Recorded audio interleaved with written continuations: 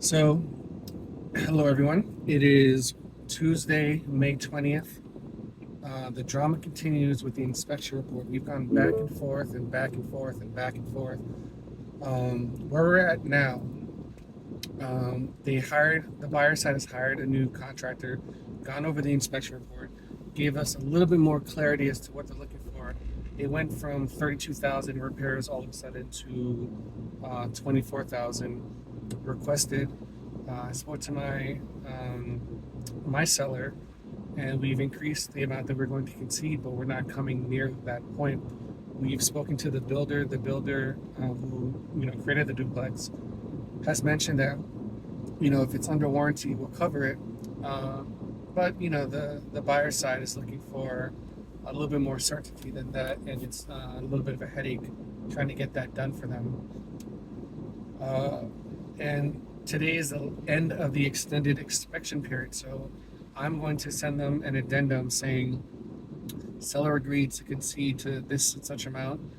The seller reaffirms their understanding with their builder that such items requested for repair are covered under the builder's warranty. This is the language I'm thinking in my head. I'm obviously going to make it a little bit more formalistic and send it to them. I think they might want to walk out of this deal. I think they're looking for more of a bargain. I found out from the lender that they hadn't ordered the appraiser to visit because they're waiting on the conversation about concessions, which seems to me to be putting the cart before the horse in the worst way. I really don't know if the agent cannot control her client, if the client doesn't understand the difference in the real estate transaction process from New York to Florida, because they are very different. Even though there's a lot of New Yorkers here, and I've had New Yorkers as clients, they're always kind of surprised how things work. And I don't know if it's a difference between just New York, Long Island, etc., and Tampa Bay or Florida in general, but there are structural and formalistic and regulatory and legal differences in how these things transact. But anyway, negotiations are negotiations, whether you're in California, Boise, or in Tampa Bay. But this agent just seems to be moving the goalposts often, and maybe my mistake was meeting her more than halfway, trying to be a fair partner on the other side. But the things that don't seem reasonable, the things that don't seem to make sense, they just keep popping up, and perhaps this property won't be for them. Perhaps the next update I give you guys is that the deal fell through again for the second or third time, and we're not going to go to the closing table, and the house, the duplex is back on the market, and that's it. Maybe that'll be the update. I hope that's not the update. I hope we get this to the closing table, because I'm working really hard on this transaction.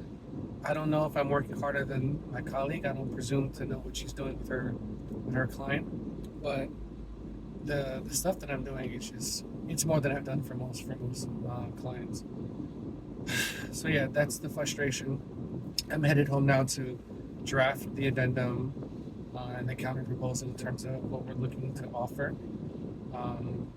Make the declarations that we're comfortable with, and if the duplex goes back on the market tomorrow, it goes back on the market tomorrow. So yeah, not excited, not worried, more kind of over it, if that makes sense. It's like I've done everything I can to carry this sand from one part of the beach to the other to build a sandcastle, and it's not looking good, unfortunately, and I'm just coming to terms with that fact. This would have been a nice chunk of change, but someone else might like the property anyway, so we'll see. Anyway, thanks for following me on this up and down issue. One of my realtor friends calls this the lasagna of real estate, the highs and the lows. And just like in anything, when you are your own company, your own boss, you got to keep an even keel.